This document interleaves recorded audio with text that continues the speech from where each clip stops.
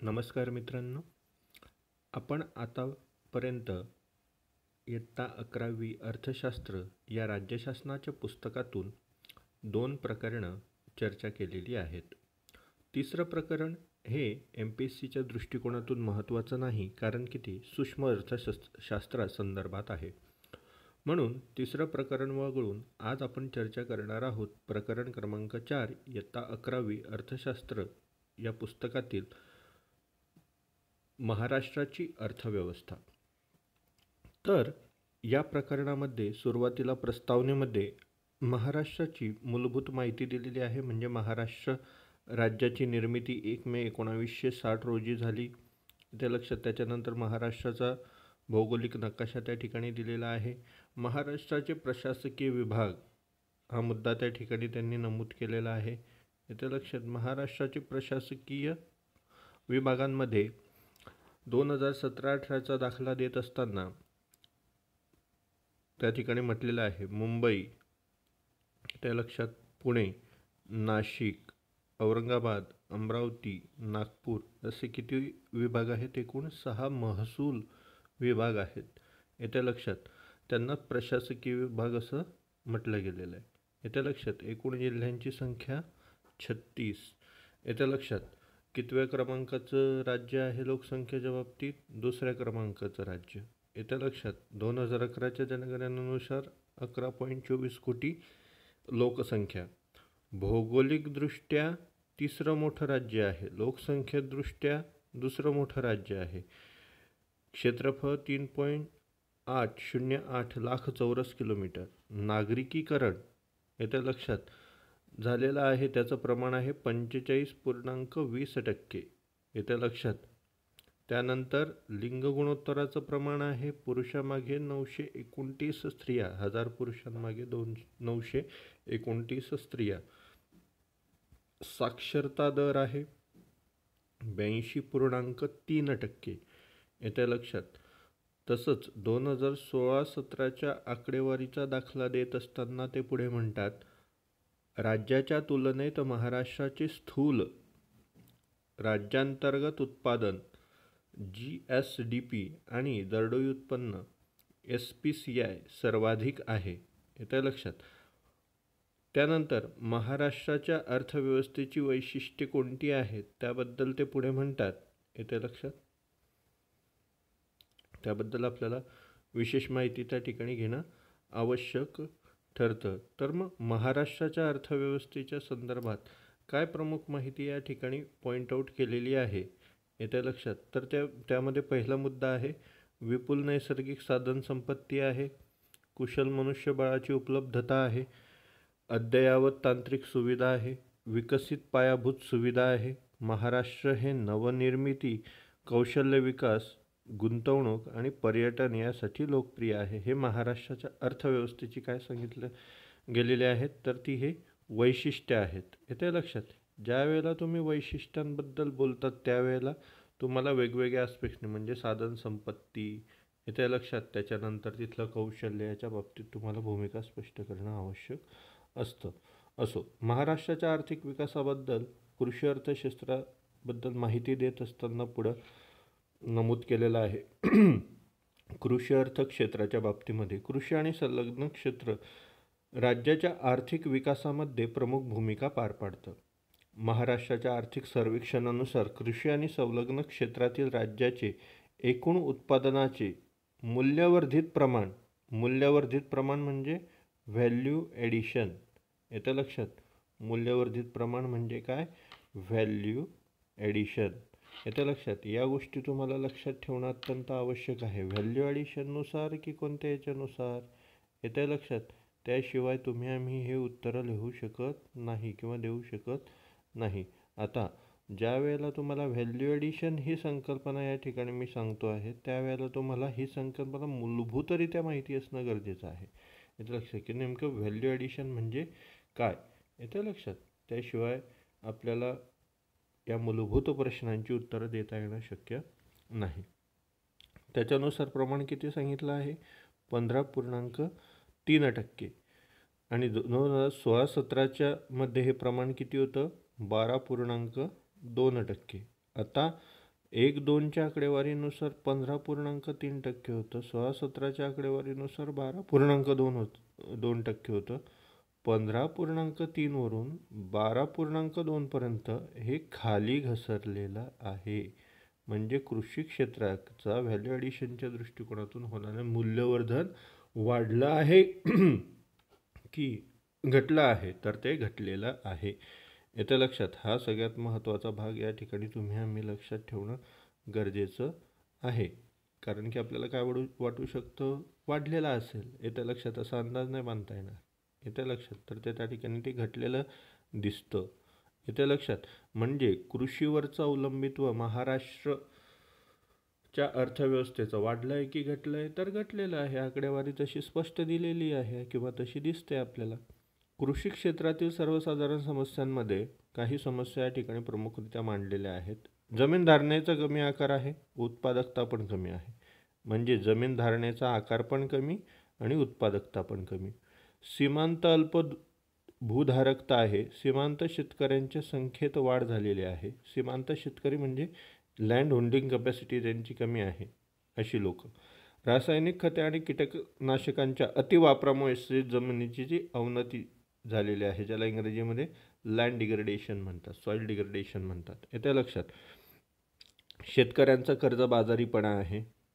भूसुधारणा कायदा आणि पीक पद्धती यामध्ये सदोष अंमलबजावणी आहे. म्हणजे भरपूरशा चुका त्या ठिकाणी आहेत. कोरडवाहू जमीन आणि जलसिंचनाच्या सुविधेचा अभाव त्या ठिकाणी आहे. म्हणजे पाण्याची उपलब्धता नाही आहे. पावसाच्या पाण्यावर जास्तीत जास्त जमिनी आहेत, त्याच्यामुळे कोरडवाहू जमीन आहे महाराष्ट्राची बऱ्यापैकी. भांडवलाची कमतरता आहे, म्हणजे पैसा उपलब्ध नाही किंवा त्याची कमतरता आहे. त्यानंतर ग्रामीण विकास योजनांची अयोग्य अंमलबजावणी. विपणन व्यवस्थेची कमतरता, म्हणजे ते डिस्ट्रीब्युशन आहे ते प्रॉपर नाही. हवामान बदलांचा परिणामही महाराष्ट्राच्या कृषी क्षेत्रावर आपल्याला झालेला दिसतो. येत्या लक्षात. ही आहे सर्व बाजू महाराष्ट्राच्या कृषी क्षेत्रासंदर्भातला हा आढावा आहे एक प्रकारचा, किंवा त्या समस्यांचा आढावा जरी म्हटलं तरी चालेल. म्हणजे निगेटिव्ह पॉईंट्स आहेत या ठिकाणी सर्व कृषी क्षेत्रासंदर्भातले महाराष्ट्राच्या. येत्या लक्षात. आता बघा, या जर सर्व समस्या जर तुम्ही बघितल्या तर मला कळतं की महाराष्ट्रामध्ये, येत्या लक्षात, महाराष्ट्रामध्ये भारतातल्या सर्वात जास्त शेतकरी आत्महत्या झालेल्या दिसतात किंवा होत आहेत वर्षानुवर्ष गेल्या कालखंडात. येत्या लक्षात. त्याच्यासाठी बऱ्याचशा समित्या नेमल्या, त्यांनी अहवाल दिले.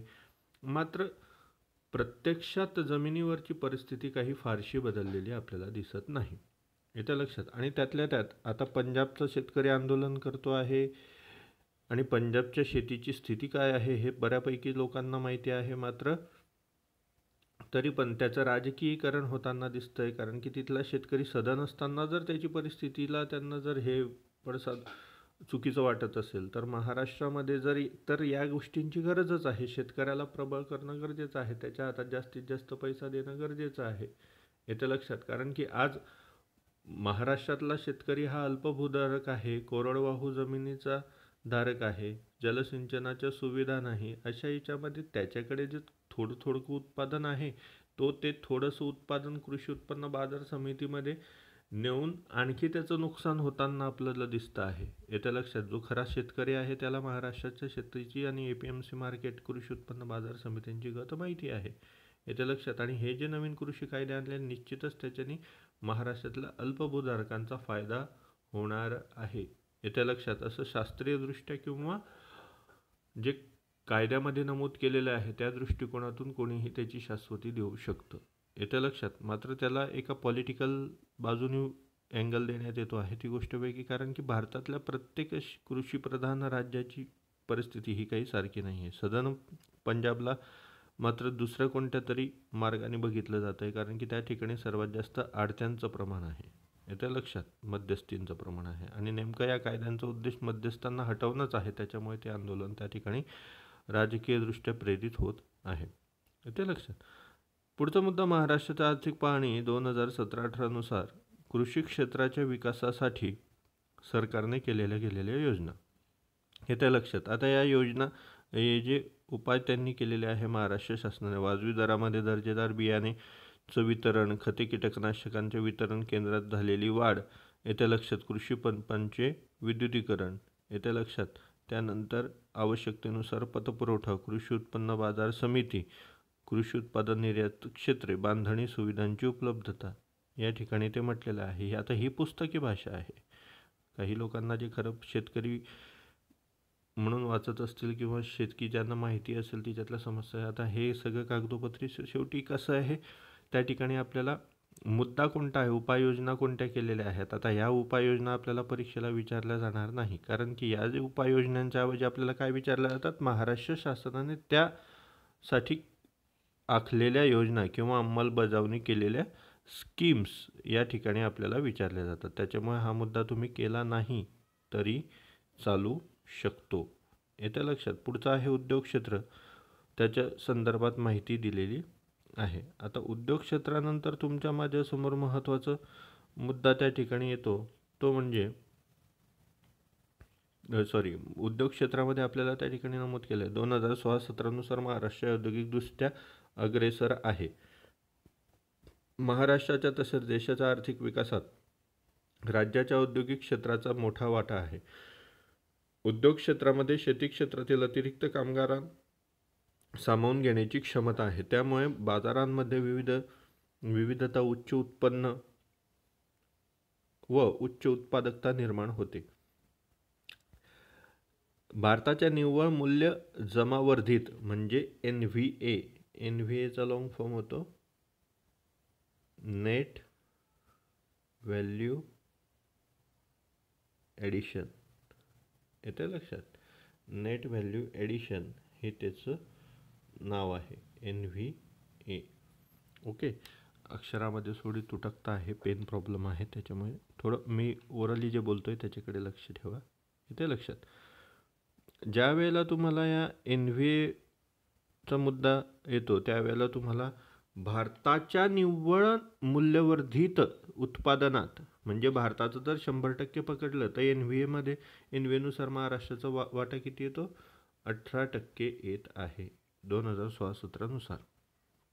प्रादेशिक व विदेशी गुंतवणूकदार महाराष्ट्रातील उद्योगात गुंतवणूक करण्यास प्राधान्य देतात. येते लक्षात. आता देतात प्रादेशिक आणि विदेशी गुंतवणूकदार म्हणजे तुमचे रिजनल असतील किंवा फॉरेन इन्व्हेस्टर्स असतील तर तुमच्या महाराष्ट्राला प्राधान्य देतात. आता ते वर्षानुवर्ष देतातच का गुंतवणूक करायला महाराष्ट्राला प्राधान्य? येते लक्षात. तर ते हे काही थिअरॉटिकल नॉलेज नाही की कोणता देश किंवा कोणता गुंतवणूकदार, मग तो देशांतर्गत असेल किंवा परदेशी असेल, तर तो कोणत्याही एका स्टेटला प्राधान्य देतो. तर गुंतवणूक करण्यासाठी बरेचसे कारणं असतात. येत्या लक्षात. मग पहिलं कारण आहे की तिथं पॉलिटिकल स्टॅबिलिटी आहे का, राजकीय स्थिरता आहे का, म्हणजे एकपक्षीय सरकार आहे का. कारण की एकपक्षीय सरकार असेल तर ते फर्म असेल, स्थिर असेल, त्याची धोरणं स्थिर असतील, त्या धोरणांची अंमलबजावणी योग्य पद्धतीने होईल. येत्या लक्षात. कारण की कोएलेशन किंवा अलायन्सचं गव्हर्नमेंट ज्या ठिकाणी असतं त्या ठिकाणी धोरणांचं अंमलबजावणी योग्य प्रमाणात होत नाही किंवा धोरणच मुळात चांगल्या दिशेचं तयार होत नाही. कारण की त्यामध्ये वेगवेगळे इनपुट्स असतात, प्रत्येकाची विचारसरणी काही सारखी असू शकत नाही आणि हे कोणत्याही राज्याच्या किंवा देशाच्या अर्थव्यवस्थेला कोएलेशनचं आणि अलायन्सचं सरकार हे मारक ठरत असतं. हा आर्थिक दृष्टिकोनाचा मुद्दा मी तुम्हाला सांगितलं. प्रत्यक्ष विदेशी गुंतवणूक, फॉरेन डायरेक्ट इन्व्हेस्टमेंट याला म्हटलं जातं. येते लक्षात. ज्यावेळेला आपण FDI म्हणतो, येते लक्षात, ज्यावेळेला आपण FDI संबोधतो त्यावेळेला आपल्याला परकीय प्रत्यक्ष गुंतवणूक हा मुद्दा या ठिकाणी सर्वात महत्त्वाचा असतो. येते लक्षात. मात्र ज्या वेळेला आपण परकीय प्रत्यक्ष गुंतवणुकीचा भाग चर्चा करतो त्यावेळेला आणखी एक मुद्दा येतो की याचे प्रकार किती आहेत. येते लक्षात. येते लक्षात. याचं म्हणजे याच्यामध्ये प्रकार आहेत, म्हणजे संस्थात्मक परकीय गुंतवणूक, येते लक्षात, संस्थात्मक, येते लक्षात, आणि संस्थात्मक नंतर येतं ती पोर्टफोलिओ इन्व्हेस्टमेंट, येते लक्षात, पोर्टफोलिओ, येते लक्षात. ज्या वेळेला तुम्ही या दृष्टिकोनातून याचा विचार कराल त्यावेळेला या बाबी तुम्हाला जास्त इन डिटेल, ज्या वेळेला तुम्ही FDIचा अभ्यास कराल त्यावेळेला तुम्हाला त्याचा परिचय येईल आणि ते माहीत असणं गरजेचं आहे. कारण की अशा बऱ्याचशा परीक्षा हे नुकत्याच झालेल्या की ज्यामध्ये तुम्हाला आम्हाला हे प्रश्न विचारले गेलेले आहेत FDIच्या संदर्भात, की राज्यांचा क्रम लावा, चढता क्रम लावा, उतरता क्रम लावा, सर्वात जास्त कोणत्या राज्यात होता. त्याच्यामुळे हे जरी संकल्पना यातून शिकायची असली तरी त्याच्यामध्ये अपडेट तुम्हाला घेणं आवश्यक आहे. येतं लक्षात. त्यानंतर औद्योगिक क्षेत्रातील आता ही जी डेटा ॲनालिसिस आहे हे तुम्ही प्रॉपरली वाचून घ्यायचं याच्यातलं. येतं लक्षात. ते काय फॅक्च्युअल डेटा आहे, जो समजवण्याचा डेटा आहे तो या ठिकाणी बोलण्यात अर्थ आहे, नाही तर मग ते क्लिप खूप मोठे होईल. औद्योगिक क्षेत्रातील सर्वसाधारण समस्या कोणत्या आहेत, तर शासकीय दप्तर दिरंगाई आहे, कौशल्य विकासाच्या संधीची कमतरता आहे, सुधारित तंत्रज्ञानाचा अभाव आहे. येते लक्षात. त्यानंतर पायाभूत सुविधांचा अभाव आहे, नवीन उद्योजकांना प्रोत्साहनांचा अभाव आहे, विकास कार्यक्रमांचा अभाव आहे आणि प्रादेशिक असमतोल आहे. येते लक्षात. आता हा जो पॉईंट 7वा हायलाईट केलेला आहे, प्रादेशिक असमतोल आहे, म्हणजे काय, मराठवाडा, विदर्भ, उत्तर महाराष्ट्र या ठिकाणी फारसा विकास झालेला दिसत नाही उद्योगांचा. मात्र पश्चिम महाराष्ट्र जर असेल तर तिथं बऱ्यापैकी विकास झालेला दिसतो आणि तिथं इंडस्ट्री कॉन्सन्ट्रेट झालेली दिसते, मग ती उत्पादित असेल किंवा सेवा क्षेत्रातली सॉफ्टवेअर इंडस्ट्री असेल. येतं लक्षात. ज्या वेळेला आपण ह्या मुद्द्यांपासून इन डिटेल स्टडी करतो त्यावेळेला आपल्याला कळतं की या खूप साऱ्या मोठ्या समस्या महाराष्ट्रासमोर वर्षानुवर्षापासून आहे. येतं लक्षात. आर्थिक पाहणी 2017-18 नुसार औद्योगिक विकासाकरता सरकारने केलेल्या उपाययोजना. संभाव्य गुंतवणूकदारांना सर्व प्रकारच्या मान्यता देण्यासाठी एक खिडकी योजना सुरू करण्यात आलेली आहे. एक खिडकी योजना म्हणजे जिथं त्या उद्योगासाठी किंवा गुंतवणूकदाराला लागणाऱ्या सर्व मान्यता एकाच ठिकाणी प्राप्त होतील. महाराष्ट्र उद्योग व्यापार गुंतवणूक सुविधा केंद्रांमार्फत गुंतवणूकदारांना आवश्यक असलेल्या सुविधा माहिती पुरवली जाते. लघुउद्योगांचा आंतरराष्ट्रीय प्रदर्शनात सहभाग वाढावा म्हणून निर्यातीस प्रोत्साहन आणि जागेच्या भाड्यासाठी अनुदानाची उपलब्धता करून दिलेली आहे. औद्योगिक वृद्धीसाठी विशेष आर्थिक क्षेत्राची म्हणजे स्पेशल इकॉनॉमिक झोन, ज्याला सेज म्हणतात, याची निर्मिती करण्यात आलेली आहे. आणि महाराष्ट्र राज्य औद्योगिक समूह विकास कार्यक्रम MSI CDP लघु मध्यम आणि सूक्ष्म उद्योगांसाठी हे सुरू करण्यात आलेलं आहे. आता बघा, हे जेवढे काही 5च्या 5 पॉईंट मला या ठिकाणी दिलेले आहेत, या 5 पॉईंटला असंच्या असं नाही मेन्शन केलेलं आहे, यांच्याकरता स्वतंत्र योजना दिलेल्या आहे. येतं लक्षात. यांच्याकरता स्वतंत्र योजना आहे, त्या योजनांची काही विशिष्ट नावं आहेत. येतं लक्षात. ही नावांसकट या योजना त्याची अंमलबजावणी तुम्हाला योजना भागामध्ये करून ठेवणं आवश्यक आहे. येतं लक्षात. हे बेसिक पुस्तकातला डेटा आपण डिस्कस करतो आहे. येत्या लक्षात. मात्र त्यातून जे थ्रेड निघतं आहे तो तुम्हाला वेळोवेळी मी सांगतो आहे. सेवा क्षेत्र, या क्षेत्रात विमा, पर्यटन, बँकिंग येत्या लक्षात. त्यानंतर शिक्षण, सामाजिक सेवा इत्यादींचा समावेश होतो. तसे व्यावसायिक सेवा आणि अंतिम ग्राहक सेवा यांचाही समावेश होतो. कोणकोणत्या? व्यावसायिक आणि अंतिम ग्राहक म्हणजे एंड पॉईंट कन्झ्युमरच्या साठी लागणाऱ्या ज्या सर्व्हिसेस आहे, ज्याला आपण कस्टमर केअर सर्व्हिस म्हणतो. येत्या लक्षात. आणि कमर्शियल सर्व्हिसेस, या दोघंही सेवांचा या ठिकाणी उल्लेख केलेला आहे. सेवा क्षेत्र हे मोठ्या प्रमाणात रोजगार पुरवणारे व वेगाने वाढणारे क्षेत्र आहे. आता रोजगार पुरवणारं जसं हे क्षेत्र आहे, त्या प्रमाणात ते उत्पन्न पुरवणारंही आहे. येत्या लक्षात. सेवा क्षेत्रात काम करणाऱ्या लोकांचं उत्पन्न हे उत्पादन क्षेत्रामध्ये काम करणाऱ्या व्यक्तींपेक्षा जास्त असतं. एवढं मूलभूत बाब तुम्ही लक्षात ठेवणं आवश्यक आहे. येत्या लक्षात. महाराष्ट्राच्या अर्थव्यवस्थेत या क्षेत्राचे योगदान मोठे आहे. इतर क्षेत्राच्या तुलनेत स्थूल राज्यांतर्गत उत्पादनात सेवा क्षेत्राचे योगदान सर्वात जास्त असून 17-18 मध्ये ते 54.5% होतं. येत्या लक्षात. आता बघा किती टक्के होतं, तर 50% जास्त सेवा क्षेत्राची भूमिका राहिली, जवळजवळ 55%. येत्या लक्षात. 55%च्या आसपास तुमचं सेवा क्षेत्राचं म्हणजे 100 रुपये जर महाराष्ट्राचं उत्पन्न कन्सिडर केलं तर 55 रुपये फक्त एकट्या सेवा क्षेत्रामधून येत आहे, म्हणजे मोनोपोली आहे त्याची.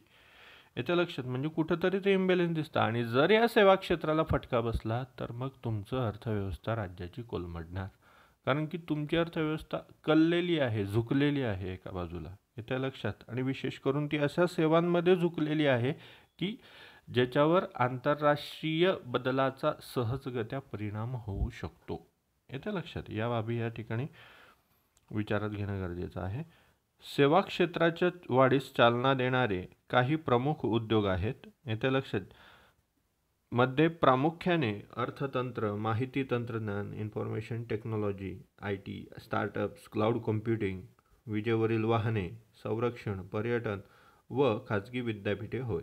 इथे लक्षात आता या सर्वांमध्ये असंख्य समस्या आहेत. इथे लक्षात क्लाउड कॉम्प्युटिंग असेल, स्टार्टअप असतील. आता स्टार्टअप जरी म्हटलं तरी स्टार्टअपमध्ये असंख्य अडचणी आपल्याला आलेल्या दिसतात. कोणत्या अडचणी आहेत स्टार्टअपमध्ये आलेल्या?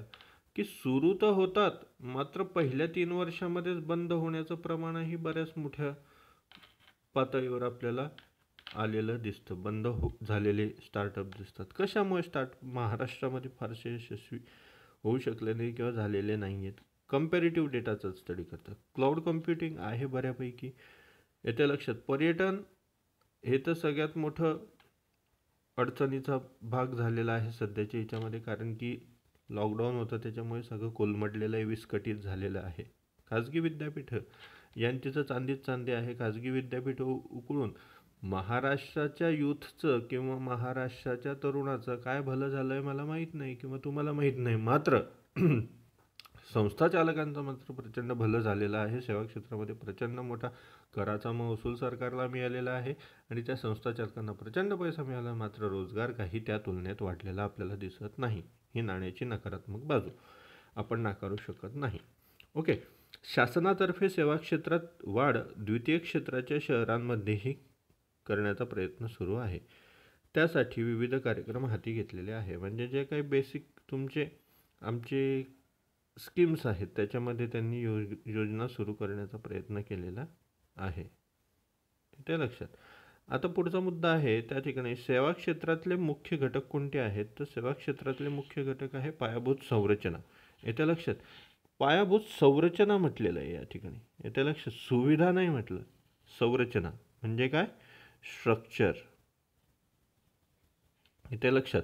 मग हे स्ट्रक्चर कसं आहे? येत्या लक्षात हे स्ट्रक्चर नेमकं आहे कसं?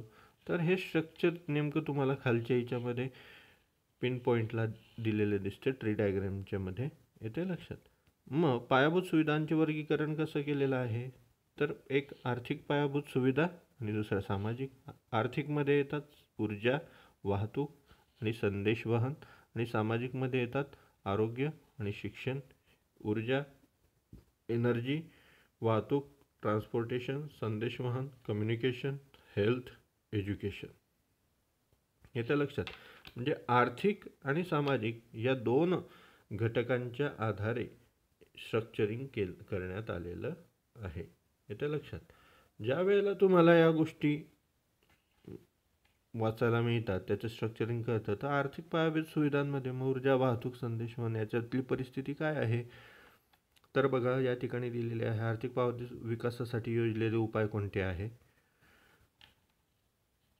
वीज निर्मितीची क्षमता वाढवणे, ग्रामीण विद्युतीकरण नेटवर्क सुविधा, ऊर्जा संवर्धनासाठी कार्यक्रम, राज्यातील ग्राहकांना LPG गॅसच्या योजनांचा थेट लाभ, राज्याच्या रस्ता विकास योजनांची अंमलबजावणी सुरू झालेली आहे, मुंबई नागपूर मेट्रो सेवा सुरू झालेली आहे. आता याच्यापैकी हे जेवढे काही महत्त्वाचे मुद्दे या ठिकाणी मी आता 5पर्यंत वाचले. तसंच 6वा मुद्दा बंदरांच्या सर्वांगीण विकासासाठी महाराष्ट्र बंदर विकास धोरण सुरू करण्यात आलेलं आहे.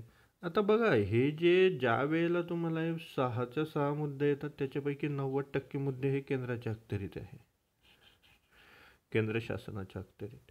गॅस केंद्राच्या अखत्यारीत, विद्युत निर्मिती केंद्राच्या अखत्यारीत. येतं लक्षात.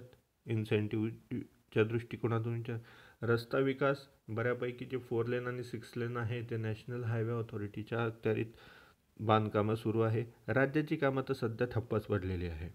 येतं लक्षात. त्यामध्ये कोणतीही प्रोग्रेस आपल्याला गेल्या कालखंडात झालेली दिसत नाही. आणि जे काही करण्याचा प्रयत्न केलेला होता या पॅन्डेमिकमुळे सगळ्यांना खीळ बसून गेलेली आहे. येतं लक्षात. ज्या वेळेला तुम्हाला आम्हाला या बाजू करतात त्यावेळेला आपल्याला याच्या ज्या ज्या समस्या तुम्हाला आम्हाला पेपरामध्ये वाचायला मिळतात मित्रांनो, त्याच्यावर आयोग प्रश्न तयार करत असतो. येतं लक्षात. त्याच्यामुळे ते थोडं अपडेटेडच्या दृष्टिकोनातून वाचणं आवश्यक आहे असं मला या ठिकाणी नमूद करावंसं वाटतं. ठीक आहे.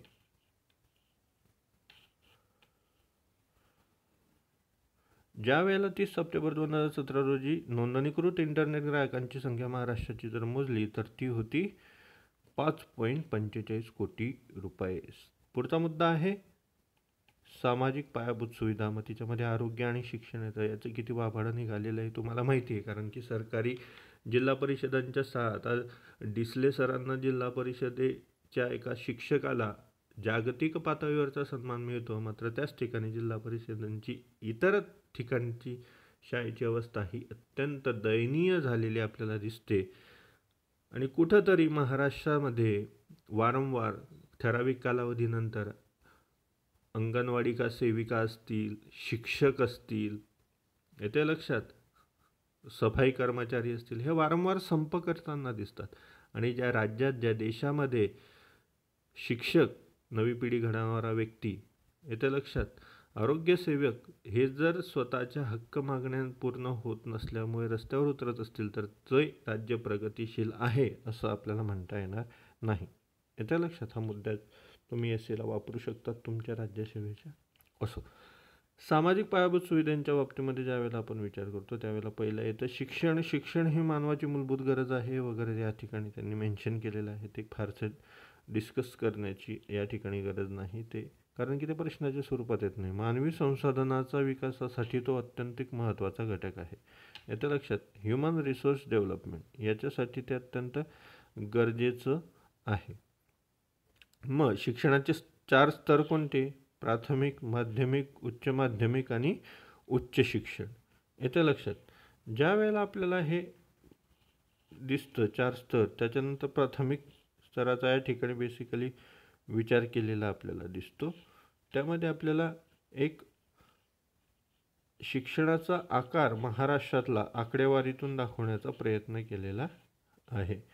येतं लक्षात. प्राथमिक शिक्षण महाराष्ट्र राज्य सरकारने केंद्र सरकारच्या सर्व शिक्षण अभियाना अंतर्गत, येतं लक्षात, SSA सर्व शिक्षा अभियान 6 ते 14 वयोगटातील मुलांना मोफत आणि सक्तीच्या शिक्षणाचा अधिकार, राईट टू एज्युकेशन, प्रदान केला. 16-17च्या आर्थिक वर्षात प्राथमिक शिक्षणावरील राज्याचा सरकारचा खर्च, येतं लक्षात, 19,486 कोटी रुपये इतका होता. येतं लक्षात. आता तसं जर बघायला गेलं तर ज्या ठिकाणी शासकीय पुस्तकं आणि पुस्तकं लिहिणारे लोक जर अशी भाषा वापरत असतील तर ते राज्य कधीच रसतातून वरती जाणार नाही. येतं लक्षात. तुलनेने का बघा काय म्हटलेलं आहे, प्राथमिक शिक्षणावरील राज्य सरकारचा खर्च. येतं लक्षात. कोणता शब्द वापरला? खर्च. शिक्षणावर कधीही खर्च होत नाही. शिक्षणामुळे तुमचं पुढची पिढी घडत असते, त्याच्यामुळे ती गुंतवणूक असते. जिथली तज्ज्ञ मंडळी पुस्तकं लिहिणारी आणि अभ्यास करणारी जर याला खर्च संबोधत असेल तर संपलाच विषय. कोणती नवीन पिढी विकसित मार्गात तुम्ही पोचणार आहे देव जाणे. ओके. प्राथमिक शिक्षण 1ली ते 8वीची आकडेवारी या ठिकाणी दिलेली आहे. ओके. त्यामध्ये महत्त्वाचा भाग आपल्याला जो कोणता चर्चेला जातो, येते लक्षात, सर्व शिक्षण अभियानानंतर, येते लक्षात, तर शिक्षणाचा अधिकार तो देखील तुम्हाला अभ्यासणं गरजेचं आहे. माध्यमिक शिक्षणाचा दर्जा सुधारावा तसेच प्रवेश संख्या वाढावी या दृष्टिकोनातून माध्यमिक शिक्षा अभियानाची सुरुवात 2009मध्ये करण्यात आली. कधी करण्यात आली? सुरुवात 2009मध्ये करण्यात आली. 16-17च्या आकडेवारीनुसार पुन्हा खर्च किती झाला? 16,089 कोटी रुपये झाला. ओके. त्यानंतर तिची आकडेवारी उच्च शिक्षणाच्या संदर्भात माहिती दिलेली आहे. 22 विद्यापीठं आहेत. त्यापैकी 40 कृषी विद्यापीठ आहे, एक आरोग्य विज्ञान विद्यापीठ आहे, पशु विद्यापीठ आहे, एक तंत्रज्ञान विद्यापीठ आहे, 15 सामान्य विद्यापीठं आहेत. याशिवाय 21 अभिमत म्हणजे डीम युनिव्हर्सिटीज आहे, एक केंद्रीय विद्यापीठ आहे, 4 खाजगी प्रायव्हेट डीम्ड युनिव्हर्सिटी आहे. येतं लक्षात. व राष्ट्रीय पातळीवर काम करणाऱ्या महत्त्वाच्या 5 संस्था आहेत. यासारखी फॅक्च्युअल माहिती या ठिकाणी दिलेली आहे. ती कोणती काय ते तुम्ही इन डिटेल स्वतः माहिती गोळा करायची आहे, कारण की ते पुस्तकात नाही आहे. मग ते नसेल तर तिथं थांबून चालेल का? नाही. त्याची माहिती स्वतः गोळा करायची आणि त्यातून नोट डाऊन करायचं आहे, कारण की त्यावर प्रश्न आपल्याला येत असतात. येतं लक्षात.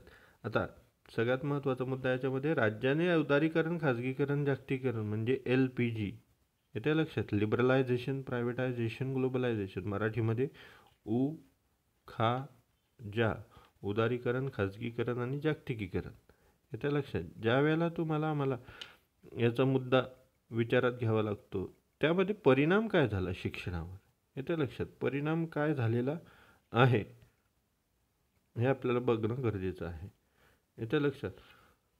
आव्हाने पूर्ण करण्यासाठी महाराष्ट्र राज्य सार्वजनिक विद्यापीठ कायदा 2016 अधिनियमित केला. महाराष्ट्र राज्य सार्वजनिक विद्यापीठ कायदा कधी संमत करणं 2016. उच्च शिक्षणात लोकशाही तत्वाचा वापर करून शैक्षणिक स्वायत्तता, गुणवत्तापूर्ण व कौशल्याधिष्ठित शिक्षण याचा समावेश करणे हे या कायद्याचे ध्येय आहे येते लक्षात. आता ह्या सगळ्या तिघ कॉन्सेप्ट आहेत. स्वायत्तता, ॲटॉनॉमस, एज्युकेशनल ॲटॉनॉमसी येते लक्षात. गुणवत्तापूर्ण, आता quality of education means what येते लक्षात. गुणवत्तापूर्ण शिक्षण म्हणजे काय याची व्याख्या पहिल्यांदा ठरवावी लागेल. कौशल्याधिष्ठित शिक्षण म्हणजे स्किल बेस्ड एज्युकेशन येते लक्षात. टॅलेंट बेस्ड एज्युकेशन नाही, नॉलेज बेस्ड एज्युकेशन नाही, स्किल बेस्ड एज्युकेशन. ज्ञानासाठी शिकायचं नाही आहे, ते तर शिकायचंच आहे, ते बाय प्रोडक्ट करायचं आहे, मात्र त्याच्यासोबत रोजगार अर्निंगची देखील सुविधा लाभली पाहिजे, नाही तर अशा शिक्षणाला काही अर्थ नाही. राष्ट्रीय उच्चस्तर शिक्षा अभियानांतर्गत संशोधन, नवोपक्रम, गुणवत्ता सुधारणा, नवोन्मेषण येत्या लक्षात, याला इनोव्हेशन म्हणतात इंग्रजीमध्ये, व आधुनिक तंत्र संकुलाची स्थापना करण्यासाठी 20 कोटी रुपये अनुदान मिळणारे महाराष्ट्र हे पहिले राज्य आहे येत्या लक्षात. ज्या वेळेला रूस आणि भारत सरकारने 2013 साली उच्च स्तरीय शिक्षा अभियान रुसा हे सुरू केलेलं होतं.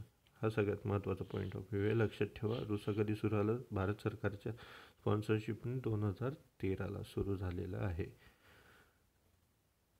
त्यानंतर सर्व समावेशक शिक्षण काय आहे हे वाचून घ्या. येत्या लक्षात मुलींच्या शिक्षणासंदर्भात 5 किलोमीटरपर्यंतसाठी आणि त्यांना सायकलींचं वाटप, अहिल्यादेवी योजना वगैरे या किंवा सावित्रीबाई फुले योजना वगैरे या असतील. प्रौढ साक्षरता म्हणजे काय, आता हिच्यामध्ये फक्त बेसिक माहिती आहे, मात्र सायंटिफिकली किंवा पॉलिटिकली तुम्हाला लॉच्या दृष्टिकोनातून प्रौढ कशाला म्हटलं गेलेलं आहे, प्रौढची व्याख्या कायद्यानुसार किती गेलेली आहे, लिटरसी म्हणजे काय याच्या बाबतीत माहिती मिळवणं गरजेचं आहे. आदिवासी शिक्षणामध्ये काही बेसिक इन्फॉर्मेशन दिलेली आहे. आरोग्यसेवा याच्या लक्षात, आरोग्यसेवेमध्ये 31 मार्च 2017पर्यंत महाराष्ट्रामध्ये एकूण 1814 प्राथमिक आरोग्य केंद्र आणि 360 सार्वजनिक आरोग्य केंद्र होते. महाराष्ट्र सरकारने राष्ट्रीय ग्रामीण आरोग्य अभियान व राष्ट्रीय शहरी आरोग्य अभियान याच्या माध्यमातून ग्रामीण आरोग्य व्यवस्था सुधारण्यावर भर दिलेला आहे येत्या लक्षात. आता हे किती भर दिलेला आहे यांनी हे तुम्हाला मला चांगलं माहिती आहे, कारण की याची सगळी पोलखोल सगळ्या भारताच्या आरोग्य यंत्रणेची कोरोनाने करून ठेवलेली आहे. की विकसित सुपर पॉवर बनायचं आहे भारताला येते लक्षात, आणि सुपर पॉवर बनत असताना जे सुपर पॉवर आहे त्यांनी त्यांच्या विकासाच्या सुरुवातीच्या कालखंडात एकूण GDPच्या 50% आरोग्य, शिक्षण आणि संशोधनावर खर्च केलेला आहे. भारताला स्वातंत्र्य प्राप्त होऊन आतापर्यंत 70 वर्ष झाली जवळजवळ, मात्र भारताच्या आरोग्यावरचा खर्च किती आहे? जवळजवळ 1% आहे फक्त. 100 रुपयापैकी 1 रुपया फक्त भारत अख्ख्या एवढ्या मोठ्या जनतेचा आरोग्यासाठी खर्च करतो. किती हुशार आहोत आणि किती टॅलेंटेड आपले पॉलिटिशियन्स आहेत हे आपल्याला याच्यावरून लक्षात येतं येतं लक्षात. पेयजल, पोषक आहार, आरोग्य आणि स्वच्छता या बाबींवर सर्वात जास्त भर दिला आहे. महाराष्ट्र सरकारने व्यापक आरोग्य सेवा पुरवण्यासाठी स्तरीय पायाभूत सुविधांची निर्मिती केलेली आहे येतं लक्षात.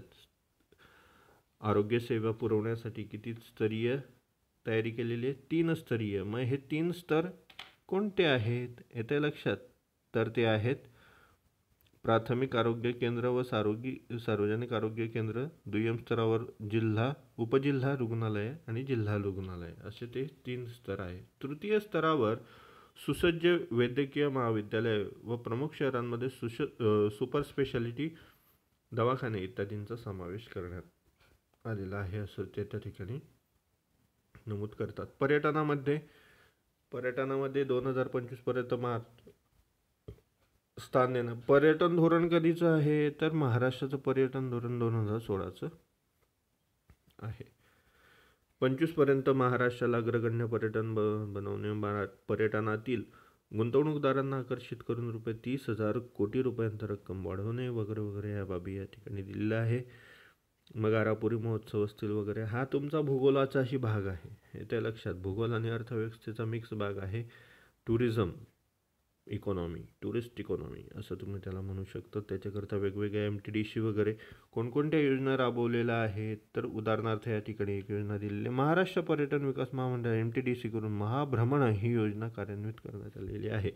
त्याअंतर्गत कृषी पर्यटन, ग्रामीण पर्यटन, अन्न पर्यटन, वनविहार, आदिवासी जीवनशैली इत्यादी प्रकल्प एकाच अधिपत्याखाली राबवले जातात. आतिथ्य सेवा येथे लक्षात, म्हणजे गेस्ट सर्व्हिस किंवा त्याला आपण म्हणू हॉस्पिटॅलिटी, येथे लक्षात. हॉस्पिटॅलिटी इंडस्ट्री हा सगळ्यात महत्त्वाचा मुद्दा आहे आणि डिस्कशनचा मुद्दा आहे. येथे लक्षात, तुम्ही ज्या वेळेला कदाचित डिस्कशन करत असाल तर याला घ्या. हॉस्पिटॅलिटी म्हणजे काय, कसं केलं जातं, त्याचे उद्योग कसा विकसित होतो, कितीची इकॉनॉमी आहे वगैरे वगैरे वगैरे.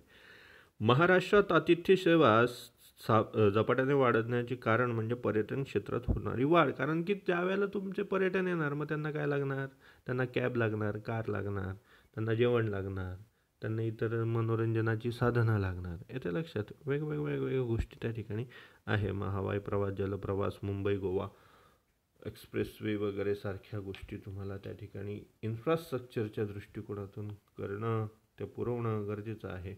मनोरंजन उद्योग, एंटरटेनमेंट इंडस्ट्री कशी आहे, महाराष्ट्राची सहकार चळवळ काय आहे येथे लक्षात. कारण की महाराष्ट्र सहकार चळवळीसाठी खूप प्रसिद्ध आहे. मग तिच्यातल्या संस्थाने कोणती तर कृषी प्रक्रिया, कृषी विपणन, सहकारी साखर कारखाने, मत्स्य व्यवसाय, सहकारी दूध उत्पादक संस्था, कापड उद्योग. आणि या सगळ्यांचं काय झालेलं आहे, राजकीयीकरण झालेलं आहे. राजकीयीकरण झालेलं आहे आणि त्याच्यातून यांचं प्रचंड प्रमाणामध्ये पॉलिटिक्ससाठी वापर होतो. आणि पॉलिटिक्ससाठी वापर झाल्यामुळे त्याचं जो मूळ उद्दिष्ट आहे सामान्य शेतकऱ्याचा विकास करणं, हे काही आता राहिलेलं नाही. तर या ठिकाणी तुमचं माझं चौथं प्रकरण महाराष्ट्राची अर्थव्यवस्था संपलेलं आहे. तुम्ही म्हणाल हे फास्ट का घेतलं, कारण की याच्यामध्ये जी माहिती दिलेली त्याच्यावर प्रश्न बनतच नाही आणि जी बनणार आहे त्याच्या हिंट मी तुमच्यासमोर इन शॉर्ट मांडलेले आहे की तुम्हाला कुठून कोणते मुद्दे तुमच्या नोट्समध्ये नोट डाऊन करायचे आहे.